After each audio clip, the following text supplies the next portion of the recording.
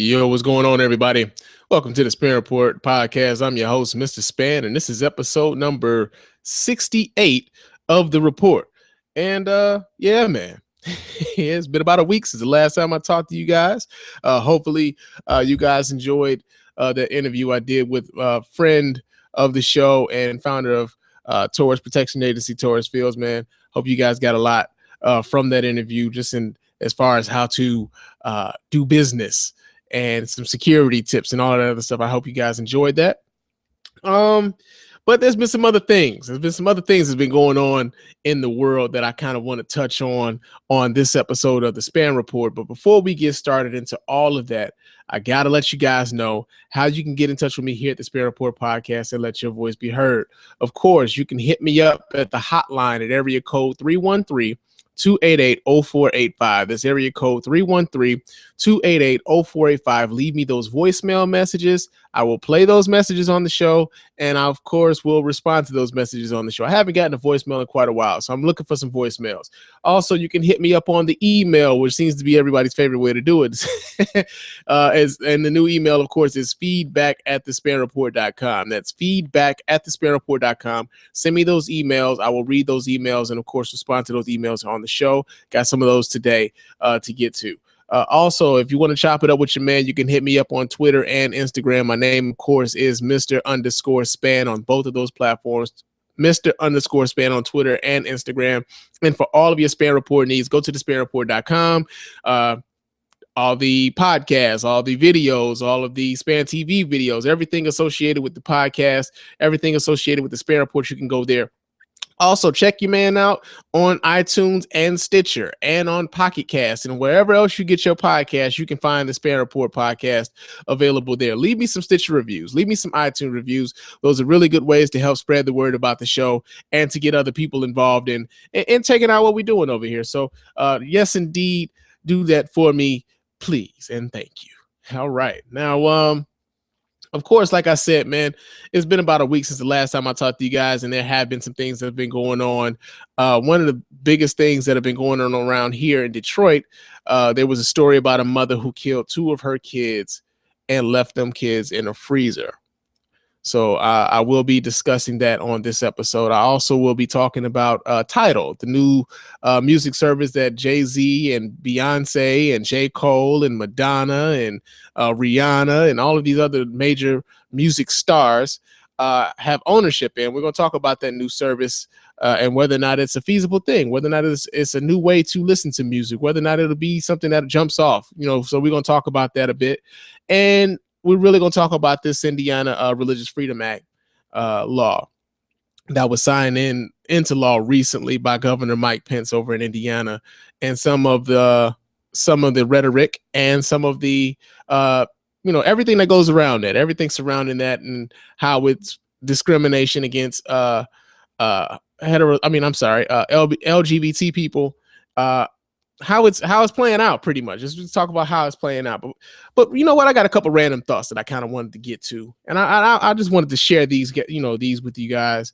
I'm not sure if you guys follow me on Facebook. I kind of made mention of these things earlier in the week. I was at work, man. It was a couple things that were happening, and one of the things that happened. I'm wondering, am I the only one who does this? Right? So I drive a truck. I drive a really big truck at work. It's a commercial sized vehicle, big dump truck. Sometimes I'm towing a really big machine behind me while I'm driving. And I understand that a lot of times folks don't really want to, they're uncomfortable driving around large trucks. They're uncomfortable, being around these vehicles and what have you. And sometimes they drive really aggressive. Sometimes they'll come up on my right side and they'll try to pass there, or they'll get in front of me and make a really abrupt stop, which makes it hard for me to stop my truck because I got so much weight and momentum going.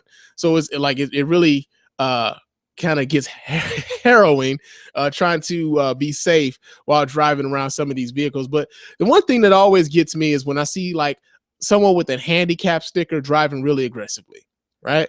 And so when I see a handicapped person driving aggressively, I think a few things, right? One of the things is this motherfucker ain't learned his lesson yet. Right now, that's not to say that I know how they got it to a point where they had to have a handicap sticker or not. May just be a little older or whatever, but whatever it is, all of your capacity isn't available to you for which you have this handicap sticker. So that's one of the things I always think about, right? This motherfucker ain't learned this lesson yet. And two, I think this is the reason why they ass need to park in the back like everybody else. I know it's a fucked up thing to say. It's a fucked up thing to say, but every time I see somebody with a handicap sticker or a handicapped license plate and they're driving really aggressively, I think that one, they ain't learned their fucking lesson, and two, they need to park in the back like everybody else. Obviously, ain't nothing wrong with this motherfucker, right? So yeah, man, I was thinking about that, man. That was one of those random thoughts that I had. I know I can't be the only one who thinks that, but I know those are one of the things that I have been thinking about earlier in this week. And another thing too that I wanted to know was people who like Amber Alerts, right? There was an Amber Alert that went out in the Metro Detroit area earlier in the week. And I think I got it on my cell phone. It was about maybe 3 o'clock in the morning. The shit did wake me up. It woke me up. But one of the things that I thought was interesting was how many people that I knew who also got that Amber Alert were so annoyed with it, right? Like it was such an annoyance to them. It was such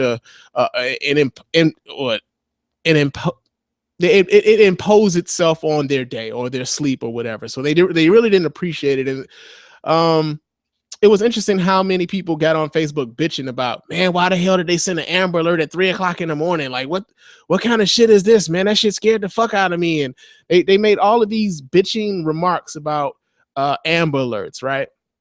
And one of the first things, of course, that I think about is when we see Crime Stoppers pleads of family when there's like a murder victim or something, or there are missing kids sometimes, and there aren't always Amber Alerts put out. When the parents of these kids and the family members of these victims get on television and they beg everyone for information leading to the solving of this case, or to help find their family member, or to find the killer of said family member, and there's always this plea to help us do this, right?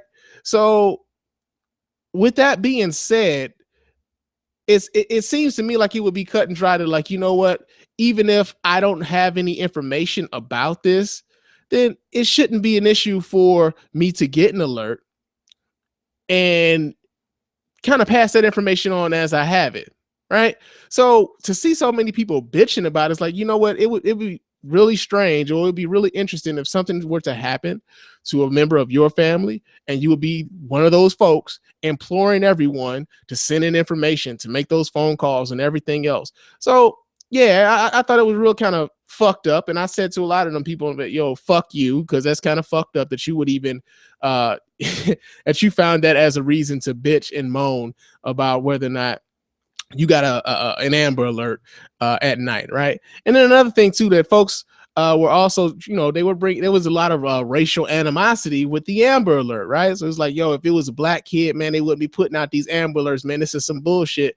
And no one, usually the people who would say that are those who hadn't taken the time at all to educate themselves as to what the processes are in order to have an Amber Alert issued.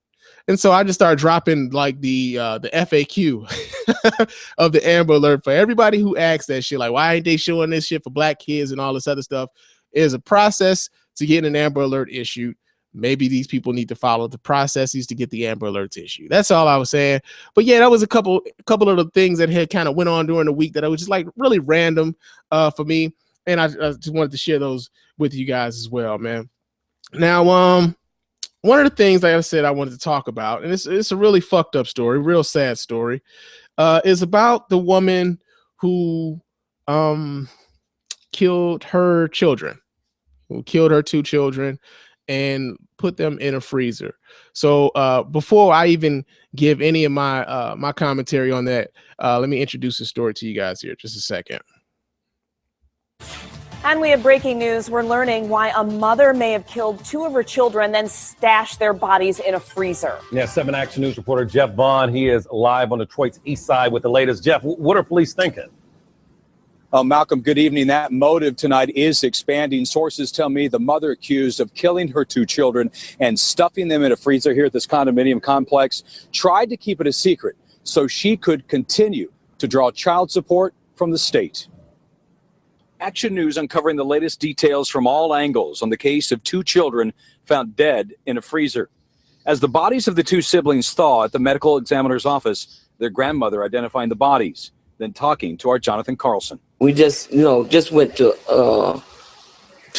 see, if it was her or not, and it was. The names of the children in the freezer reported by Action News last night and positively identified today by police is Stoney Blair, 13 at the time that she was placed in that freezer 2 years ago. Her half-brother, Stephen Barry, placed beside her at the age of 9, more than a year ago. Police say their mother, Michelle Angela Blair, confessed to killing the children. Blair's grandmother, Linda Dorsey, reacts to our cameras today. I think she's basically sick, not too good at all. The family tonight claiming the 35-year-old mother, called Angel by loved ones and friends, was abused as a kid and fear that's why she may have abused her own children. Kicked out of her parents' house when she was 17 and pregnant with a tattoo on her chest that reads, "Trust no one."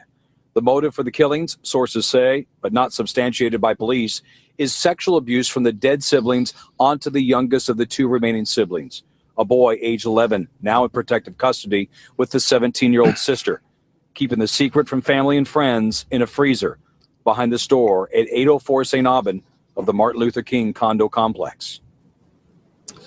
Michelle Blair will appear in court tomorrow. However, she will not be charged with murder. That is yet to be determined as that autopsy is pending. However, she will appear in court and be charged with 4 counts of first-degree child abuse, 2 for the dead children and 2 for the surviving children. Sources tell me those 2 surviving children have signs of trauma. By the way, tonight they are in protective custody. Also, Michelle Blair will face 1 count of child abuse in the presence of another child, and that is a life felony. Reporting tonight from Detroit, I'm Jeff Vaughn, 7 Action News. All right. Now, there have been some updates as far as the charges to this woman are concerned. I think they did upgrade the charges to murder for this woman, and rightfully so, And as sad as this story is, as sad as this shit is, it brings forth so many questions. It brings forth so many questions that I'm sure a lot of people have, right? Because one of the first things I want to know is, where are the fathers of these kids, right? Because I know, for one, there was one dad who he's been interviewed a couple times by the local news here, and I will include those videos on the SpannReport.com, so you can check those videos out for yourself. But he's going on about trying to see his children, or at least he spoke about trying to see his children, and that he may have been denied the ability to see his kids because she was holding out for more child support or using the child support against him, and he was behind in his payments or whatever, right? So even with that, one knows that he can go to court and petition the court for orders in order to see his kids. Even if he was behind, I'm pretty sure there are processes in place for a man to go to the court and force a woman to make his children available during for visitation, right? So I know one of the fathers showed up at the courthouse during her arraignment. He didn't speak to the media at that particular point, but he has spoken to the media about not being able to see the kids. But also there have been, reports of, a lot of family members having not seen these kids for a couple years, And it's like, how does that happen? How many times does the excuse of, they're over at their grandmother's house, they're over at their cousin's house, or anything like that? How many times can you tell people that before folks start figuring out, hey, something ain't right? We ain't seen these kids in a long time. We haven't seen them in forever. It's been a long time. How did you go 2 years without seeing these kids? And so that was another thing, like the negligence of the surrounding family and how involved they could have been in, like, maybe getting some resolution to this sooner, as opposed to it being a 2-year thing. Another thing too, I understand that they said the schooling, like the school system, of course, didn't send any truant officers or anything like that to check up on the kids because she was supposedly taking them out of school for homeschooling, right? So I know a lot of folks had questions about whether or not, why the school didn't send anybody out. But what I do want to know is why didn't why didn't any welfare agencies, because she was receiving assistance for these kids and these kids' fathers were on child support, why no one sent anybody out to check on these kids' welfare, right? Like even there has to be some sort of like doctor's appointment. Like you have to keep your kids' shots in order. You have to keep your kids, your living conditions. Like all of these things, a lot of times it used to be you had a worker who kept track of these sort of things. But how we got to a point where these kids could be dead for 2 years and she was still able to collect benefits from the state and from child support or whatever without producing or showing any proof that these kids were in a right environment, and we could talk about the mental, the mental aspect of one. They mentioned in the story that she had been abused as a child and that she had the tattoo that said trust no one and all of these other things. But can you imagine like the two children who lived, what they were walking around with, the fear that they had knowing that their mother killed their brother and their sister and that they were in the freezer at home? Can you imagine walking around with that in your head? Can you imagine that's got to be a really, really, really fucked up thought to be walking around with all the time, knowing that you're constantly scared of your mother, knowing that you could pay the ultimate price if your mother gets that upset with you. It's a really sad story. And it's just, there's no other way to put it. It's just a really, really sad and fucked up story. Like it's something that you feel like you would see in a movie or that you would read about in a movie. To have it happen here in Detroit.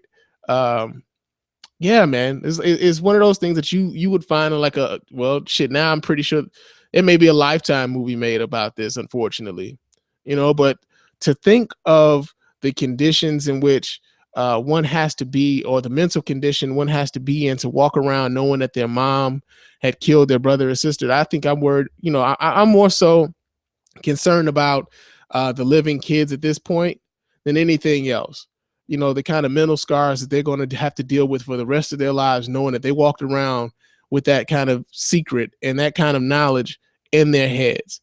And I also, not even trying to place judgment or place blame, but I do want to know like how involved the surrounding family was, with those kids, to a point where this can go on for at least 2 years and no one be the wiser. The neighbors, kids are wondering where these kids are at, and they want to know where you've been. They want to come out and play, like, hey, where's such and such? And you ain't seen this kid in 2 years. Like, well, he's always at his grandma's house, or he's always at his cousin's house, or he's always at an aunt's house. Like, they're always gone, but these other two are always here. So a lot of it doesn't make sense. It's just scary, man. It's scary to think that we have people that are walking around capable of that and able to function normally to a certain degree, to where folks wouldn't suspect that you would do something like that to your kids. You got your kids dead in a freezer at home and you go around with life as if everything is okay. That's a scary person to be around. So I really do hope those surviving kids are able to heal some sort of way after having to deal with an issue like this here, man. But moving on, because I don't want to bog the show down in all just horror and death and misery and anything like that. But I do kind of want to move on. I want to talk a bit about this new service, Tidal, right? This new music service, Tidal. Jay-Z, Rihanna, Alicia Keys, J. Cole, I think Daft Punk, Madonna, a lot of major music acts were in attendance when they launched, or they announced the new launch of Tidal, which is supposed to be a high fidelity or high definition lossless music service, right? Which you can pay anywhere between $10 and $20 a month for to access their music.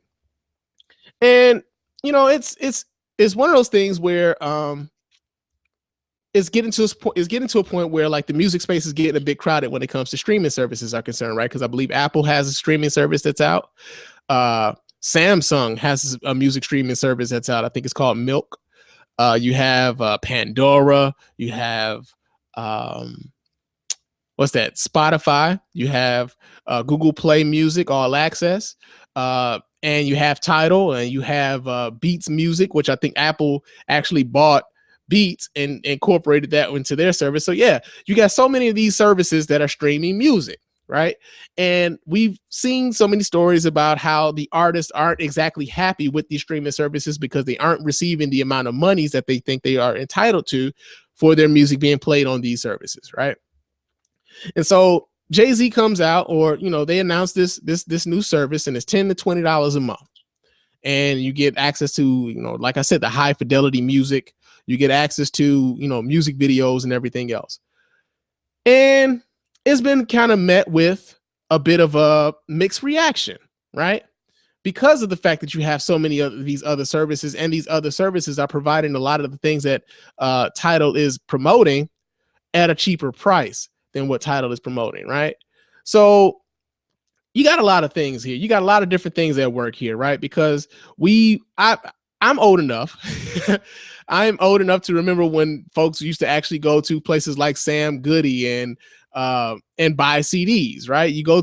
I used to work at an airport, so I used to buy CDs at full price at the airport, right? And I had like my you know, like my CD book, and I didn't even keep the jewel cases, but I would take the booklet out and put it in with my CD into my little CD binder and everything else. And it was, you know, you had that experience, right? People aren't necessarily buying music that way anymore, especially with the advent of Napster, where you can pretty much download, you know, when Napster came out, you could download any song you wanted. You could take any song you wanted off of any album and you could listen to that. And it changed the way in which folks consume their music, right? Because now you don't have to buy like an entire album if all you really like were maybe 3 or 4 songs off of the album, right? And this is where I think the artists have to take a bit of the blame in some of their own demise, is that they, you know, it got to a point where the albums were so much filler on the albums, right? It was like what you would call a formula. You know, an album would come out with maybe 16 tracks on it. You may like 5 or 6 of those 16.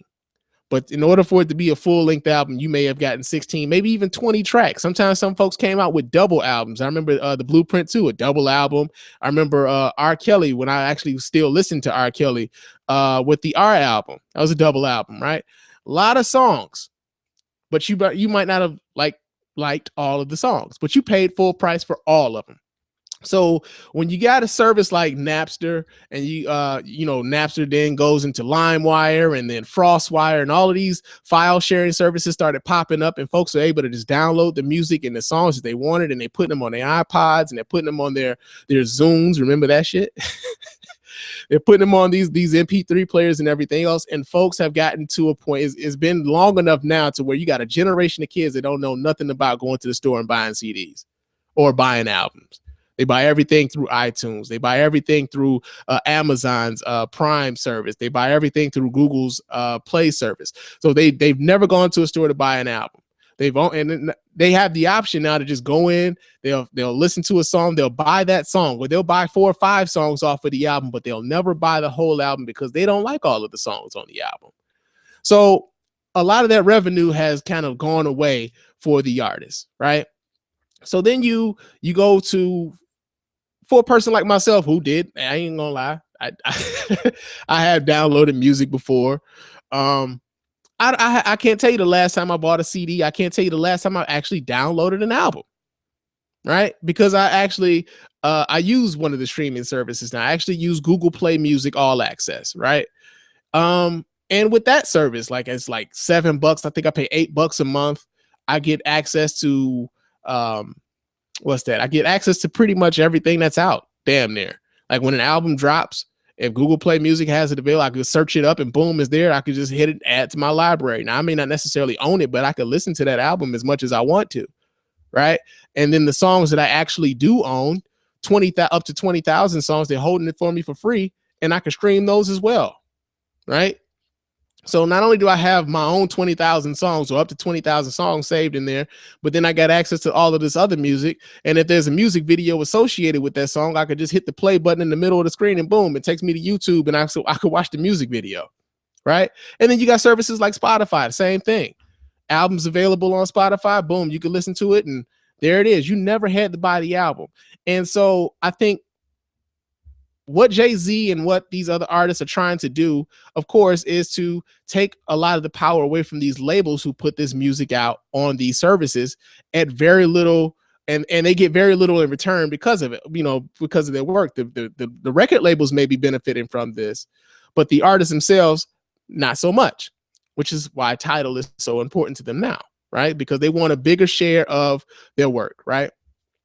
And one of the things that I think about this whole Tidal thing, is that unless artists like Jay-Z, Alicia Keys, Beyonce, J. Cole, and others, unless they decide that they're going to take their music off of these other platforms, then it's going to be a real tough uphill climb for Tidal to become relevant in the space, right? Because again, you have these other services who have their entire catalogs already available on their services, and they're charging you less money than Tidal is charging you.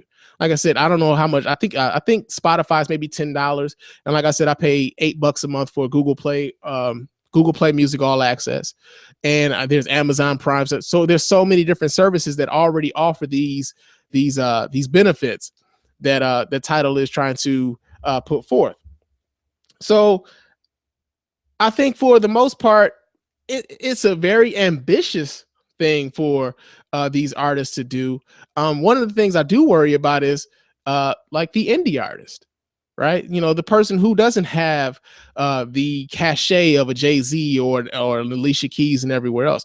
I think for them, they're going to want their music available on all platforms so that they can have more access to more listeners, right?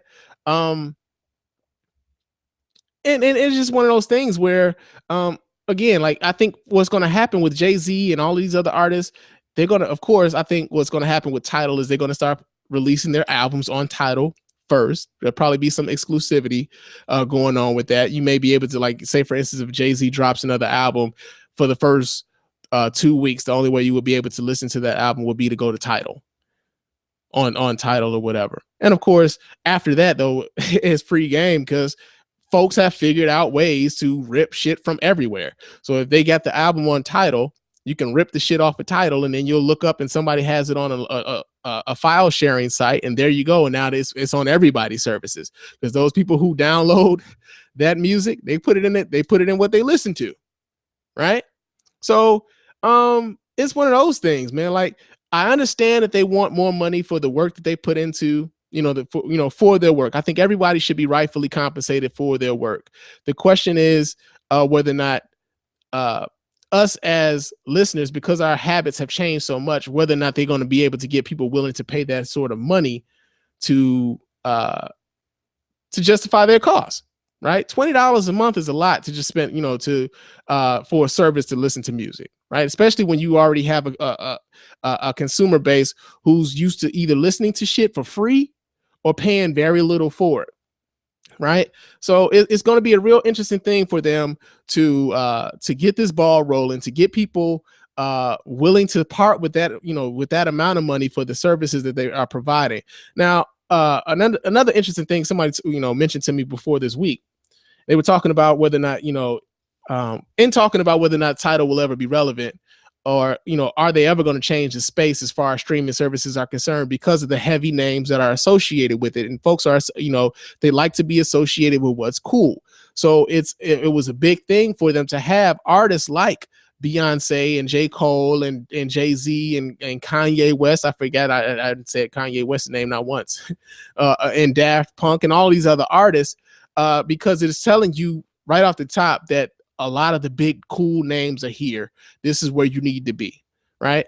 But at the end of the day, like I said before, if only they are making it to where its Tidal is exclusive to their content, it's going to be a real tough hill climb for Tidal to become revolutionary in the space, or to become maybe say the number one service as far as streaming music is concerned. But it was ambitious. I mean, that introduction was very ambitious, and I got the video to that introduction on the SpannReport.com. So of course you can check that out if and when you get the chance. Go to the SpannReport.com and check that video out, right? But let's get to the meat and potatoes. Let's get to the meat and potatoes of today's episode, right? Because we call today's episode Cafeteria Christians. And I guess it's apropos, you know, considering it's Holy Week and everything. You had Good Friday and tomorrow's Easter Sunday and everything else. And we're discussing Indiana's Religious Freedom Act, or the passing of the Religious Freedom Act that Governor Mike Pence signed into law in the state of Indiana. And it's one of those things where when bigots get caught in the middle of their own bullshit, they can't necessarily handle what it is. Like, they're caught off guard. They're real sensitive about the fact that folks are calling them bigots, and they're real sensitive about how they're portrayed, and they get upset and they get indignant about how they're portrayed, right? And they call this the Religious Freedom Act, and it's supposed to protect one's ability to practice their religion how they see fit, right? The problem is with something like that is your religious freedom and how you practice your religion is already protected by the First Amendment, right? There was no real need for additional law to protect that right, especially when the right, or this law is actively being used to discriminate against someone else, right? So I got this clip, right? I got this clip of Governor Mike Pence.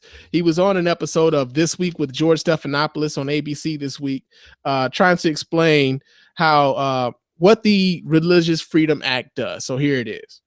This is about protecting the religious liberty of people of faith and families of faith across this country. That's what it's been for more than 20 years, and that's what it is now as the law in Indiana, George. But I think one of the problems that people have pointed out is that in Indiana, your civil rights laws don't include sexual orientation as a protected class. And even some of the supporters of the bill who appeared with you when you signed the bill, Eric Miller of Advance America, wrote that it will protect those who oppose gay marriage. He put up this example. He said, Christian bakers, florists, and photographers should not be punished for refusing to participate in a homosexual marriage.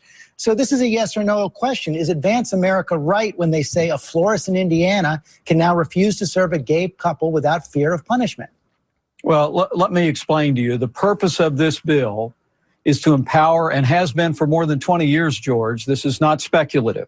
The purpose of this legislation, which is the law in all 50 states in our federal courts, and it's the law by either statute or court decisions in some 30 other states, is very simply to empower individuals when they believe that actions of government impinge on their constitutional First Amendment freedom of religion. And frankly, George, there's a lot of people across this country who you're looking at the Obamacare and the Hobby Lobby decision, looking at other cases, who feel that their religious liberty is being infringed upon, and the Religious Freedom Restoration Act at the federal level and all the states now, including Indiana, who have it, are simply about addressing that. This is not about discrimination. This is about empowering people to confront government overreach, George.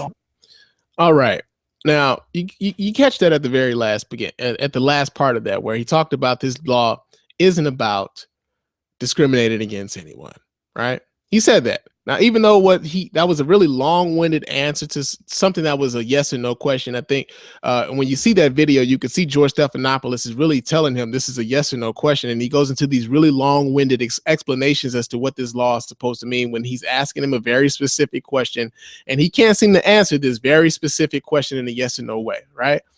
But he says that this law isn't to be used to discriminate against people of the LGBT community, right? He says this. He said that right there.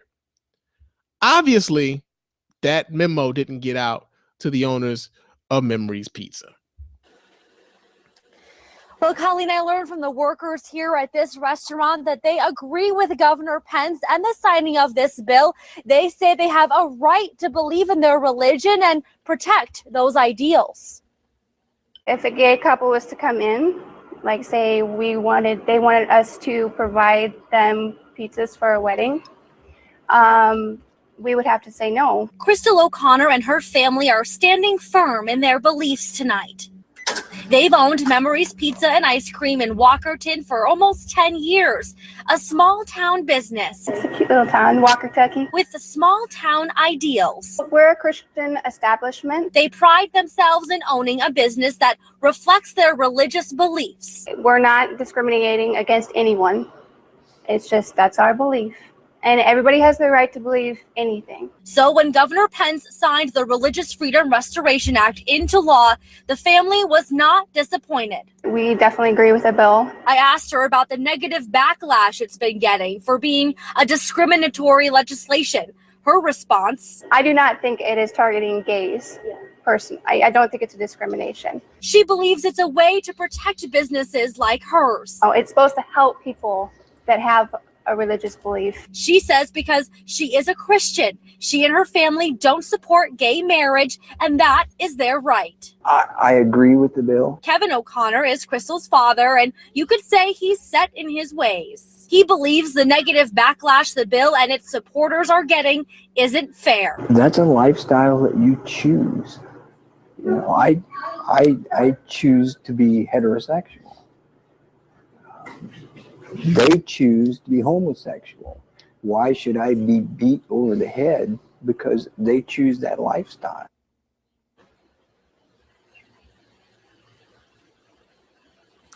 And now the O'Connor family tells me that if a gay couple or a couple belonging to another religion stepped into their restaurant to eat, they would never deny them service. They only say they would just not cater their wedding. Reporting live in Walkerton tonight, Alyssa Marino, ABC 57 News.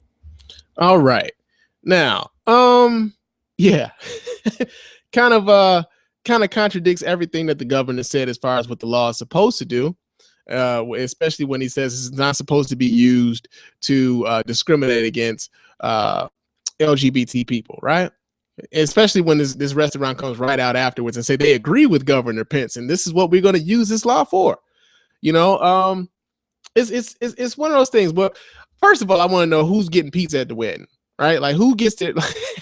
How many people do you know get their weddings catered with pizza? I don't know a whole hell of a lot. But they went to great pains to say, well, you know what? We just won't do their weddings, right? They went to great pains to go through that whole thing to say that they wouldn't serve, they wouldn't cater a gay wedding, right? Another thing too, that they didn't think that they were discriminating against anybody, right? It's funny how in the same breath where you say, I don't think this is a discriminatory action, I don't think this is a discriminatory law, and then use that same law to say that, well, you know what, because of this law, I'm not going to do that for those people. I'm not going to serve those people in that capacity because the law says I don't have to. And it's because of my religion that I say I don't have to, right?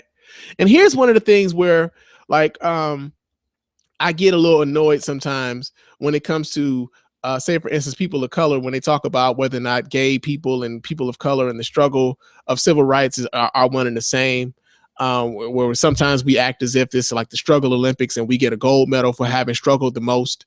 You know, like one of the things that I like when instances like this, if they can use a law like this to say, well, you know what, because of my religion, I don't want to service these people in this sort of way. How you don't think it could happen to you, right? And I think that's where a lot of it comes down to, like, you know, these people aren't in a power position, right? So it's okay to kind of shit on them if and where possible, because they're not in a power position, or so it's okay to shit on them because it's socially acceptable to a certain degree. Majority of us are heterosexual, so we don't have to deal with that particular issue. Let them deal with that shit on their own, right? And if you think like this sort of thing is only going to stop, or could only stop at just like, you know what, we just going to only do this for gay people, then I got a can of magic beans to sell you. Real talk. If you think that this sort of thing is only going to stop at gay people, then I got a can of magic beans to sell you. Big ass can. Because it's stupid.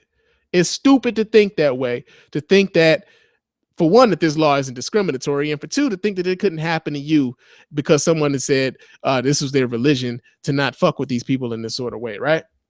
So one of the things too that I think is very interesting about this whole discussion about what, with gay people and heterosexual people and the eternal argument when it comes to this topic is choice, right? Because fundamentally, I think that's what this boils down to, right? Your choice of religion, their choice of not, or their choice of not adhering to your religion, their choice of, or the belief in choice. The belief in choice when it comes to sexual orientation, right? When you have someone who believes that or your sexuality is a choice, you start hearing things like, this is my sexual preference, or this is their sexual preference, or their lifestyle. Preference and lifestyle get used a lot when we talk about this issue. Preference and lifestyle, because preference and lifestyle kind of lead towards it being a choice, right? So if you believe that it's a choice, and as you heard the gentleman in the video say, well, I choose to be heterosexual. Did you really make that choice?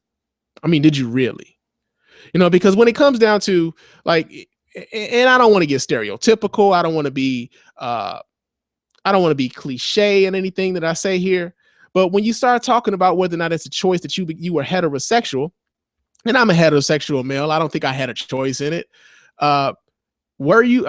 You got to get into some of these questions. You got to kind of put it into a place where they can kind of understand how ridiculous they sound when they say it.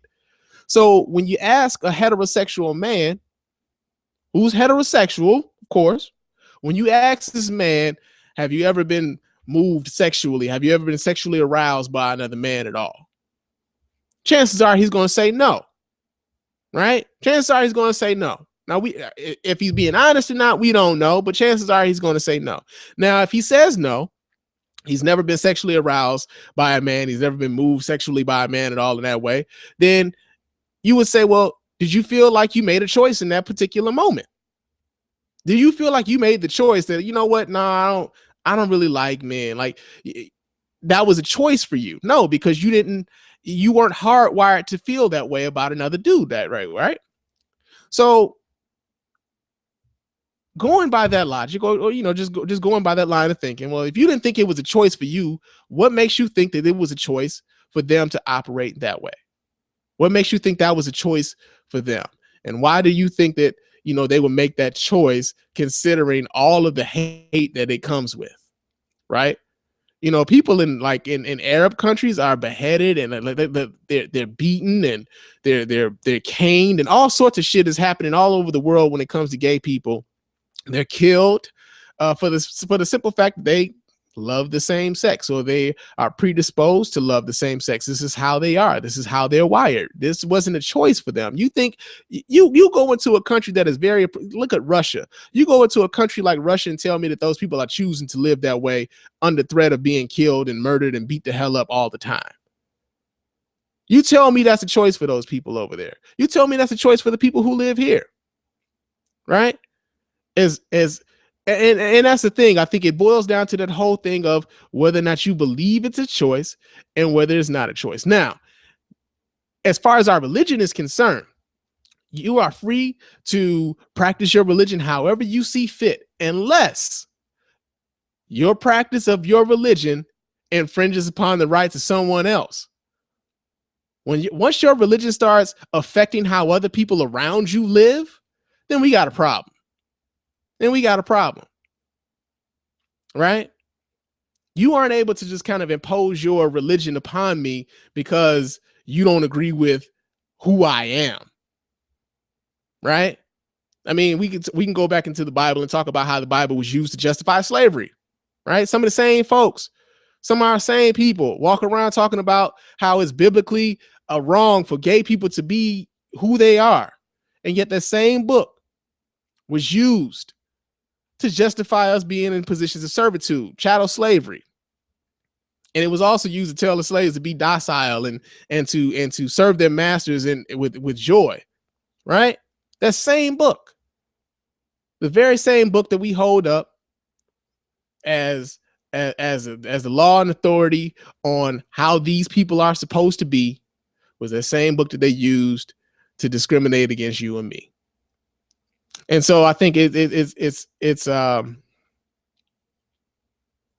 high time we kind of stop doing that kind of shit. Really, it's high time we stop we stop allowing that excuse, or and not even consider the fact that it isn't a choice for these people, that this is who they are, this is how they are. The same way that I didn't believe that I was born or that I had a choice. Well, shit, I didn't have a choice. I didn't have a choice in the fact that I was born black, and I didn't have a choice that I was born male. I don't believe that these people have this choice at all either, right? But going back into all of this about this restaurant, though, now, it's amazing how when we talk about we're living in a post, well, not necessarily post bigotry, because there's bigotry all around. I don't think anybody said post bigotry, but we have said post racial and shit, right? But it's amazing that after this story kind of went viral and everybody started figuring out what was going on in Indiana, and these people were the first to kind of step out on that limb and say, yeah, man, fuck that. These gay people we ain't fucking with them like that, right? They got hit with a lot of backlash, and rightfully so. They got hit with a whole hell of a lot of backlash. Folks were pissed. Folks were letting them know they was hitting their Yelp up like, yo, man, fuck this restaurant. I ain't going there. Like, they let it be known that, bigotry shouldn't be tolerated and bigotry should be kind of shouted down, right? Excuse me. And then GoFundMe happened, right? GoFundMe has been like all over the place lately. GoFundMe, I think one of the biggest things that happened was that the Detroit man that was walking 21 miles back and forth to work, his story kind of went viral and everybody kind of jumped on that thing, right? But now GoFundMe has had all sorts of crazy ass campaigns, folks raising money to go to Vegas for the Mayweather fight, all sorts of shit. Folks are like going to GoFundMe for a lot of things, right? And so a fund was made up on GoFundMe for Memories Pizza because of the backlash that they were receiving for discriminating against gay people and saying that they were going to discriminate against gay people using this law. And to date, right now, they have raised over, what's this? $842,592. $842,592 over the course of 2 days. They made more money on this GoFundMe account that he's probably made in like maybe 10 years of doing that business. Folks really are about this fuck gay people life, right? Like, well, not, y'all know what I mean. They really are on this whole thing of we don't like this gay shit. To the tune of $842,000, 592 cents over the course of 2 days. That's a lot of money to say that you don't want these people to, to say how you don't like these people and you don't want anything to do with these people. And to say that, well, I don't have any problems with gay people. I just don't agree. I don't agree with how they live. That's a lot of money. That dude could probably retire. He could probably close up shop on that business. He doesn't have to work a day in his life now. Well, maybe. Depends on how well he works with the money. But even still, that's a lot of money. And that's from a lot of folks who are just as bigoted, who are just as ignorant, and who are just as intolerant as those of us, as they would say we are being towards their religion. Right? Yeah. That's crazy. That's crazy. That we live in a time where, that we live in a time where it's, I don't know, where you can hide behind your religion to mistreat people. That we can still do that in 2015. I think that's what I'm going for. That in 2015, one can say it's because of my religion that I don't fuck with you like that, and I can deny you service because of my religion. It's getting to a point though where the tide is turning on that, where folks aren't really necessarily taking it anymore. I mean, you think about not even 10 years ago. Has it been 10 years? Yeah, like 10, 11 years ago when, say, for instance, when President George Bush was running for president, or he was running for re-election, and there were a lot of ballot initiatives on state ballots, whether or not to legalize gay marriage, right? There was a lot of ballots across the country on statewide elections on whether or not we should have gay marriage. And then there's the Defense of Marriage Act and all of these other things. Like, these kind of ballots were like norm, and they were passing to deny folks the right to get married, to deny gay people the rights to get married. And in like 10, 11 years, that the attitude has kind of shifted on that a lot. And I'm a testament to it. The attitudes have shifted a lot in the other direction. And I think rightfully so, man. To deny folks the ability to be who they are and to be happy in who they are and to allow them to just live, I think is a wonderful thing, man. And so hopefully, with all of the pressure that is going to be sent down on Indiana, I mean, because there have already been talks about whether or not the Final Four should still be in Indiana. People like Charles Barkley, even Broken Clock is right twice a day. Even Charles Barkley is like, yo, this some bullshit. Right? So if you got Charles Barkley's crazy ass like, yo, this some bullshit, maybe you might want to, change your line of thinking. Now, I did see an interview where Governor Mike Pence was talking about, he was real defiant, wasn't necessarily talking about putting any protections against discrimination against LGBT people or whatever else. But, it's going to get to a point, man, that people are really serious about boycotting Indiana, and they start seeing monies that they would normally get start drying up. You got to hit them in the pockets. And once, those coffers, or once that money stream starts drying up, and they're gonna have to at least take a look at it, reevaluate what it is that they think about this whole religious freedom act, right? As if you didn't have the freedom to already practice your religion. Man, it's crazy as hell. The fuck. Yeah, man. But it's time for like the listener feedback portion of the show, right? I got a couple emails that were written in since the last show, and so I want to give these people their shine, give them a response to what it is that they said to me, and see where it goes. So the first email that I got was from let's see, I'm gonna just call him by his first name, Harold. And Harold wrote in to say, "Greetings, Mr. Spann. My name is Harold, and I'm from Provo, Utah. What's up, Utah? And I'm writing in response to your comments to another fellow about the Apple Watch. I believe you missed the point that a watch of that cost isn't aimed at regular Joes like you and I, but rather to an income bracket that doesn't flinch at that kind of money at all. If you would like to spend that kind of money on the Apple Watch, if they would like to spend that kind of money on the Apple Watch, then who are you to say the cost of the watch needs to be justified? That sounds a bit like bitterness at the fact that maybe you simply can't afford it." Oh. As with most things Apple, it costs money for quality. Apple tends to produce some of the highest quality products in the computing space. So to me, that in and of itself justifies its price tag. The Apple Watch will be the Rolex of smartwatches. Just wait and see. Okay, that sounds like some fanboy shit like a motherfucker. I'm gonna just real talk. That sounds like some straight up fanboy shit, but I'm gonna address this real quick, right? So, of course, in the last episode, I talked, I got an email about, smartwatches and whether or not they were a gimmick, whether or not they were something that somebody should get into. They wrote asking me my opinion on the Apple Watch and smartwatches in general. And I gave my opinion on the Apple Watch somewhat, right? So one of the things that you wrote in, you said that I think you believe I missed the point about the cost of the watch. It's not aimed at regular Joes like you and me. I understood that. I definitely understand that. I mean, think about it. I don't have $17,000 just laying around to go spend on a watch. I don't.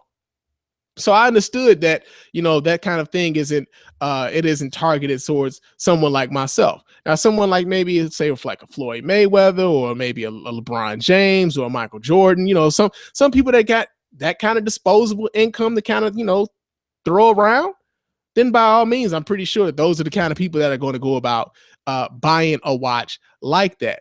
The only thing that the point that I was making with that was the Apple Watch at $17,000, outside of the precious metals that they may add to it, like, you get it in gold and stuff like that. Outside of that, that watch and the $350 version of that watch are essentially the same, right? They're essentially the same. The screens are the same.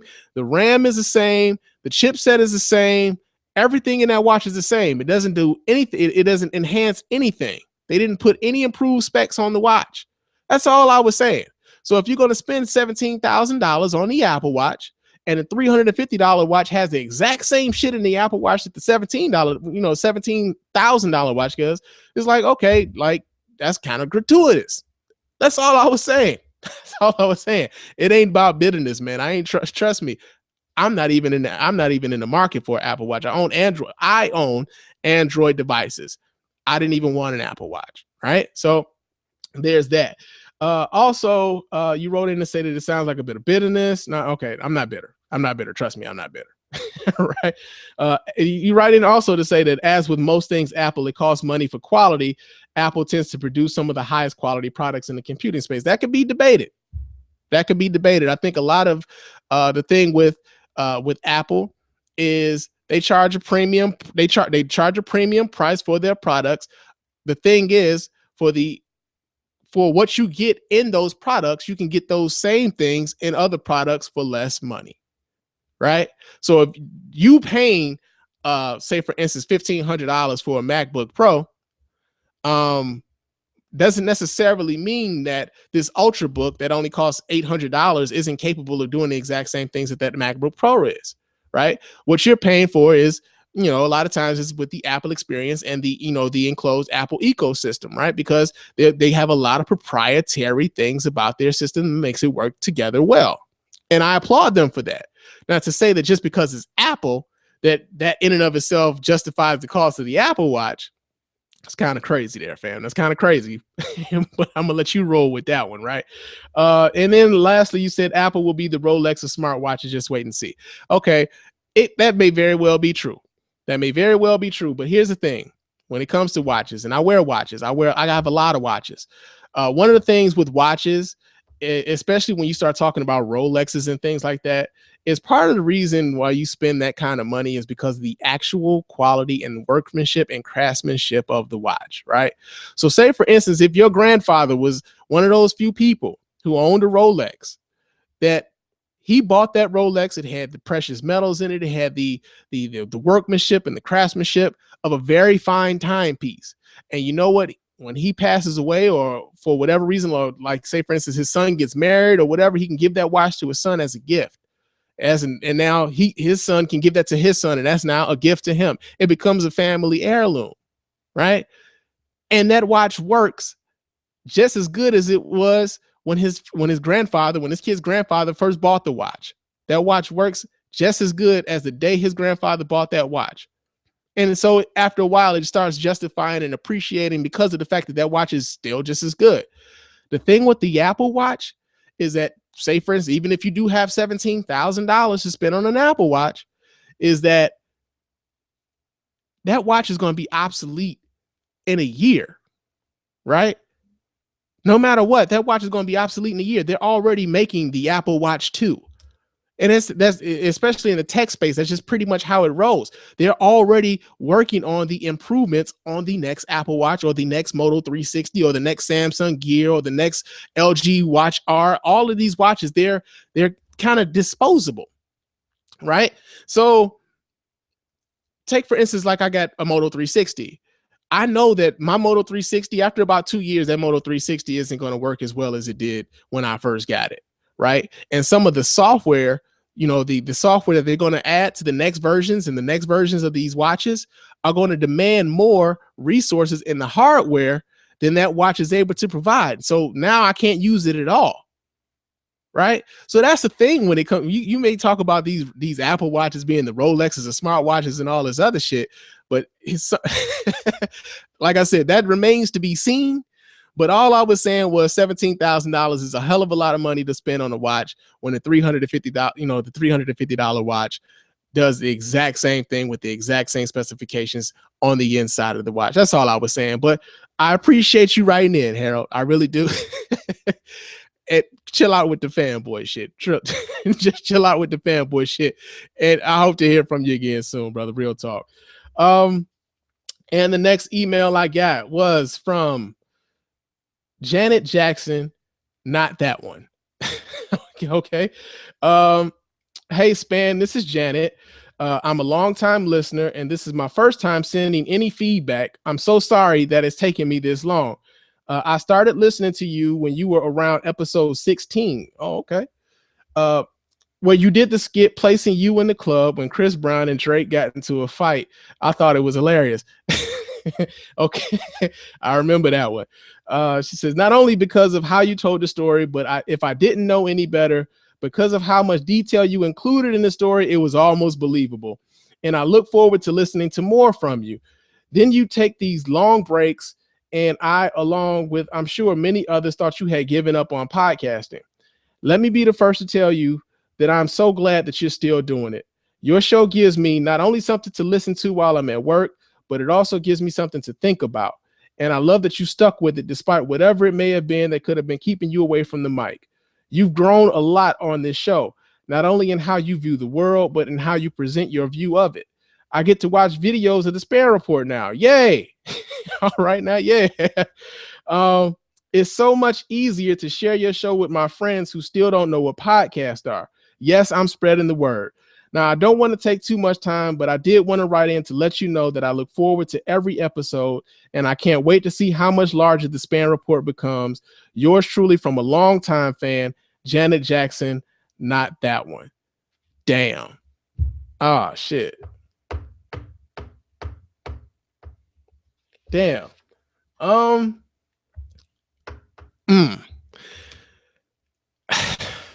Thank you. Thank you so much, sister, for writing in. Wow. Yeah. I really do. I really do appreciate you writing in and riding with the Spann Report for as long as you have. I know it's been challenging for those of you who have been listening to me from the beginning, even from, like, say, for instance, the when I was a shout out man on the Haterazzi radio show. For those of you who have been riding with the Spann Report from the beginning, you know, when I was doing the shout outs and when I had music playing and when I did the Spann Man laws and all of those things, man, I really do appreciate y'all riding with me and still being here. And it definitely means a lot for you to say that. It definitely means a lot for you to say that. And yeah, I'm very appreciative of you listening, sister. I'm very appreciative that you're spreading the word. Hopefully the Spann Report can get a little larger, you know. That is the hope, right? That is the hope. So yeah, like, you doing that is big. You doing that is big. And I'm from the bottom of my heart, I really do thank you. Indeed. I thank you so much for listening to the Spann Report and spreading the word about the Spann Report and letting your voice be heard. I really do. I really do. And I I don't know much else to say. I don't have much else to say after that. You know, I appreciate that, sister. Thank you. Thank you so much. Yeah, we're coming up to the end of the show. But before I get out of here, of course, I got to let you guys know how to get at me here at the Spann Report podcast and let your voice be heard. Call the hotline. Leave me a voicemail. Area code 313-288-0485. That's area code 313-288-0485. Leave those voicemail messages. I will play those messages on the show and, of course, respond to those messages as well. Hit up the email. The email, of course, to the Spann Report is feedback@thespannreport.com. Leave those email messages just like that sister did, and I will read those and respond to those emails on the show as well. You want to chop it up with me live during the week, hit me up on Twitter and on Instagram. My name on both of those platforms, of course, is Mr._Spann.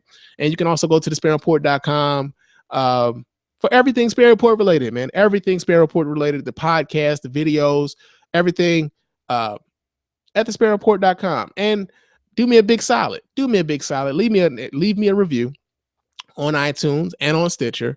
That really helps the show, kind of that helps the show grow. That helps the show grow by letting folks on those platforms know this is what you're listening to and why you listen to it. I really do appreciate everybody who listens, and I got to get out of here, y'all. So I'm going to talk to you guys later. Peace.